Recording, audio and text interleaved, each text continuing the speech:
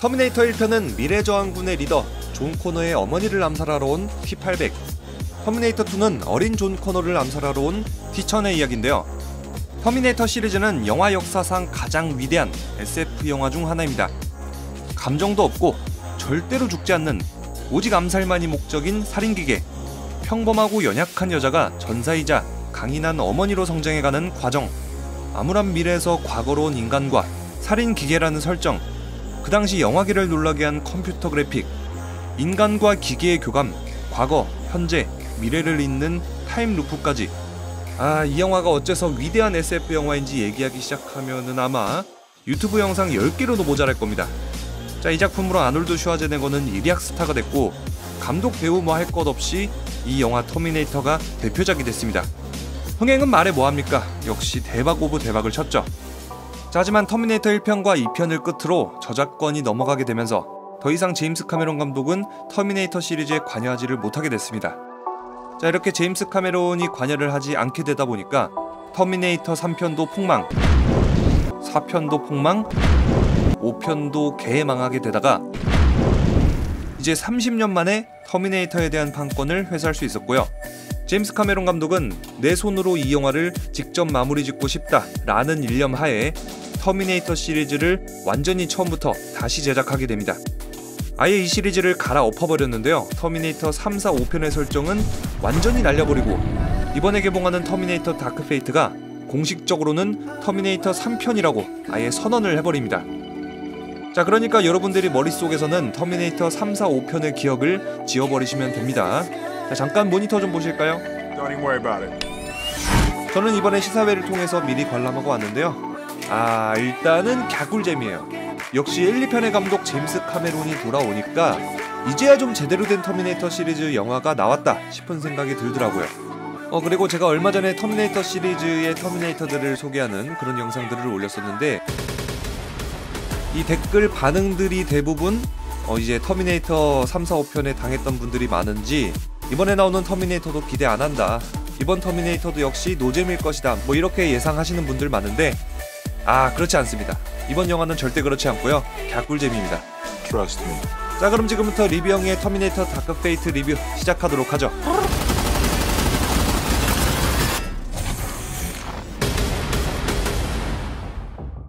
터미네이터 시리즈의 진짜 주인공은 바로 터미네이터죠. 터미네이터는 영화 역사에서도 손에 꼽히는 최고의 악역으로 언제나 거론되는데요. 이번 터미네이터 다크 페이트에서는 전작의 그 어떤 터미네이터보다 훨씬 강력해진 빌런 레브9이 등장합니다. 이 레브9이 궁금하신 분들 정말 많을 걸로 생각되는데요. 요놈은 죽이는 게 거의 불가능한 압도적인 능력에, 그리고 개무서운 요런 모습들은 정말 확실하게 보여줬어요. 트레일러를 보시면 내골격이 있고 또 그 외피가 있는데, 외피랑 내골격이랑 완전히 독립적으로 움직이게 1+1으로 움직이니까 이게 영화에서는 완전히 사기급 능력으로 표현이 되더라고요. 여기다가 당연히 둘 다 무적에 가깝고 그 어떤 터미네이터들보다 빠르고 전투 능력도 엄청납니다. 그래서 뭐랄까요, 그 트레일러에서만 봤을 때는 T-800 그리고 T-1000보다 훨씬 사기급 캐릭터, 사기급 능력을 가지고 있는 것처럼 보여가지고 이거 조금 너무 밸런스 붕괴가 아닌가 하는 생각은 들었었는데, 그건 또 아니더라고요. 이제 영화를 보시면은 터미네이터를 2번이나 막은 우리 사여사님 계시죠? 그리고 T-800도 있죠? 그레이스하고 데니도 있죠. 그러니까 거의 4대1로 터미네이터랑 싸우는 건데, 이렇게 한쪽은 숫자로 밀어붙이고 다른 한쪽은 완전히 세니까 밸런스가 얼추 맞더라고요. 근데 또 터미네이터 시리즈의 특징이 뭡니까? 터미네이터를 절대 못 죽이니까 주인공은 계속 도망 다니고 빌런은 또 계속 추격하고, 이런 쫀쫀한 추격과 도주국이 섞인 로드무비라는 게 특징이잖아요. 이번 영화도 마찬가지로 끊임없는 도주, 추격이 계속돼가지고 터미네이터 1, 2편의 특징을 제대로 계승한 영화라는 생각입니다. 그리고 트레일러를 보시면 알겠지만은 레브9의 표정하고 감정이 이제 너무 자연스러워가지고 예전보다 더 인간다워진 터미네이터가 올드팬 입장에선 불만일 수도 있는데, 실제로 영화를 보니까 나쁘지는 않아요. 이 레브9이 감정을 막 쓰진 않거든요. 제약적으로 쓰고 필요할 때만 쓰고, 그리고 또 전투할 때는 완전히 무표정으로 싸우니까. 자, 이에 대한 감독님의 인터뷰 한번 보시죠.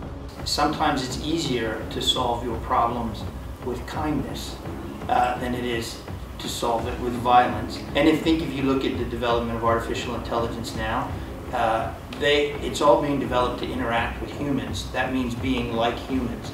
So I can't imagine that they wouldn't have perfected, that Legion wouldn't be smart enough to figure that out for Gabriel. And he's all about efficiency. The best assassin is the one you don't see coming. 터미네이터 시리즈에서 T-800이 안 나온다. 그럼 그건 더 이상 터미네이터 시리즈가 아니죠. 이 영화에서 절대 빠져서는 안 되는 아놀드 슈와제네거의 T-800도 등장합니다. 터미네이터 1편에서 T-800은 찌부사했고 이제 2편에서는 용암에 들어가서 따봉사했죠. 사라 코너가 심판의 날을 맞고 이제 미래가 바뀌었는데 터미네이터 다크 페이트에서 T-800이 어떻게 등장할 수 있었느냐에 대한 설정이나 T-800이 왜 사라 코너 일행하고 동행하는지 이 부분에 대해서는 원작 팬들 입장에서는 약간 고개를 갸우뚱하게 되는 지점이 아닐까 싶습니다. 그래서 저는 이번 터미네이터 다크 페이트에서 유일하게 아쉬운 점이 이 T-800에 대한 설정 딱 이거 하나였는데 이 T-800이 다시 등장하게 된 설정 요것만 제외하고 나면은 진짜 아놀드 슈와제네거의 T-800 걔 오지고 질입니다. 뭐 이미 전설적인 캐릭터니까 더 이상 말할 필요가 없겠죠? 그리고 이번 영화에서 T-800이 던져주는 또 한 가지 소주제가 있는데 인간과 기계의 사랑 이게 가능한가? 그리고 인공지능의 목적 이렇게 T-800이 풀어나가는 영화 속의 작은 주제들도 생각해볼 여지가 많아서 정말 재밌습니다. 자, 그래서 이 T-800이 등장하게 된 설정이나 이제 사라 코너 일행하고 동행하는 요 설정 자체를 이제 여러분들이 어떻게 생각하실지 저는 되게 궁금하거든요. 그래서 영화 보고 오시면은 그거에 대해서 댓글 한번 남겨주시면 제가 하나하나 모두 다 한번 읽어보도록 하겠습니다. 자, 다음에 사라 코너.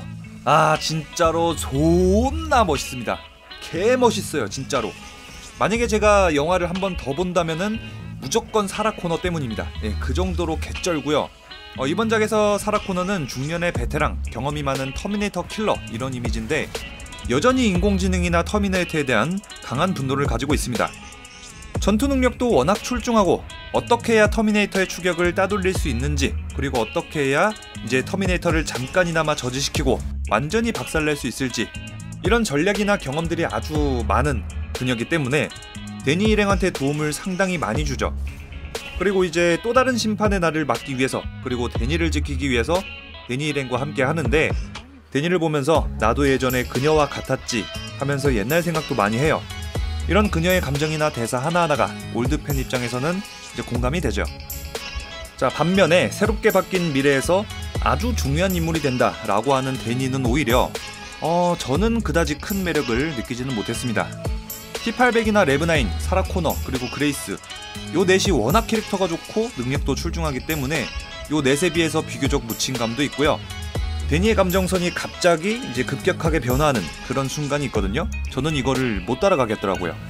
그리고 데니의 포지션 자체가 사실은 터미네이터 1, 2편의 사라 코너하고 이제 상당 부분 겹치기 때문에 올드 팬들은 이미 예전의 사라 코너로부터 봤던 이런 모습들을 또 보게 되는 거죠. 그래서 이번 작에선 뭔가 그녀만의 매력을 어필하기란 어려운 환경이었다고 생각하고요. 그래도 차기작에서는 그녀가 누군가를 통해서 완전히 달라지는 모습을 보여줄 거라고는 기대를 하고 있습니다. 그리고 이 데니의 미래에 대한 반전도 하나 있는데 이 반전도 나쁘지는 않아요. 자, 다음으로는 이번에 데니엘라와 함께 새롭게 등장하는 캐릭터 그레이스입니다.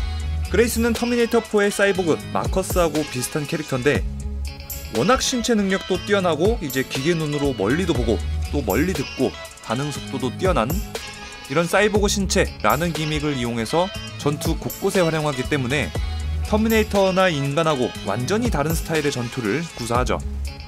그레이스가 키도 크고 액션도 화려해가지고 이분한테 저는 완전히 빠졌는데 차기작에서 또 등장할지 안 할지는 이제 잘 모르겠더라고요. 이 그레이스가 일회성만으로 출연하고 안 나오게 된다면은 진짜 아깝다는 생각이 들어요. 그래서 차기작이나 그 다음 작품에서 꼭 등장했으면 하는 바람이고요.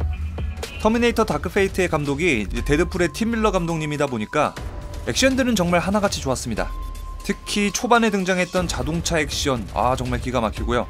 아마 액션을 가지고 불호를 표할 사람은 거의 없을 거라고 생각합니다. 액션 스타일이 굉장히 빠르고 스타일리시한데 이런 액션 동작이 안 보이거나 이제 뭐가 뭔지 모르는 이런 스타일은 전혀 아니에요. 액션 컷을 갖다가 엄청 잘게 나누지도 않았고 액션 동작이 딱딱 떨어지게 그렇게 눈에 잘 들어오게 보이거든요.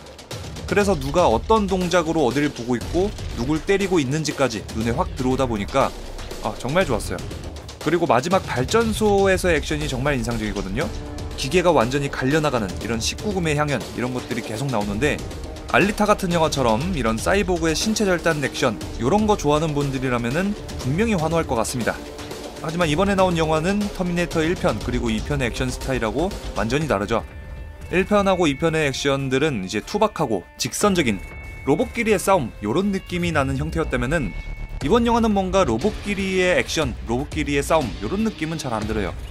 특히 레브나인 같은 경우는 그 움직임이 상당히 부드럽고 인간하고 비슷하기 때문에 이게 로봇들끼리의 싸움이 맞나? 하는 생각이 들면서 액션 스타일이 다르니까 기존 팬들 입장에선 약간 어색하게 보일 수도 있을 것 같아요. 하지만 액션이 별로였다는 건 아니고요. 액션 스타일이 달라져서 이제 기존 팬들이나 이제 새롭게 유입되는 팬들이 어떻게 판단할지 저는 잘 모르겠습니다. 이것도 역시 여러분들의 의견을 댓글로 한번 남겨주시면 감사하겠습니다.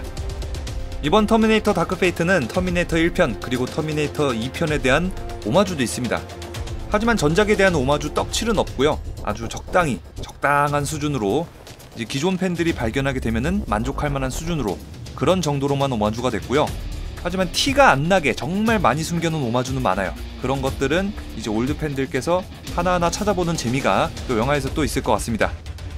직전에 나왔던 영화 터미네이터 제니시스 같은 경우에는 오마주로 워낙 떡칠을 해놔가지고 거의 무슨 팬들만 보라고 만든 수준, 그 정도까지 만들면은 영화가 어떻게 되는지 딱 보여준 그런 좋은 사례가 됐죠. 그래서 이번에 제가 느꼈던 거는 전작, 그러니까 터미네이터 1편하고 2편에 대한 향수는 더 이상 없다. 우리는 앞으로, 지금이 중요하다. 그리고 앞으로 만들어 나갈 터미네이터 4편 그리고 5편이 중요하다. 이런 식으로 과거를 이제 과거에 묻어두고 새로운 미래로 나가겠다는, 그러니까 새로운 영화로 보여주겠다는 그런 의지가 저는 좀 보였던 것 같습니다. 이번 영화를 통해서. 자, 이에 대한 팀 밀러 감독님의 인터뷰 한번 보시죠. As a filmmaker, if you try and identify those things that will resonate with people, I think that's you'll never be successful. So you just try and write a good script with clever lines and dialogue and hope that people find some of them memorable. 자, 이렇게 해서 터미네이터 다크 페이트 리뷰. 자, 이 정도면은 터미네이터 후속작으로 정말 손색이 없다 라고 생각을 하고요. 몇 가지 사소한 부분들 빼고는 아마 대부분의 관객들이 만족하지 않을까 싶습니다. 혹시나 터미네이터 시리즈를 아직도 안 보셨다 하시는 분들은 터미네이터 1편 그리고 2편만 보시면 되니까 꼭 터미네이터 다크 페이트는 영화관에서 관람하시기를 적극 추천드립니다. 자, 그럼 지금까지 리뷰형이었습니다.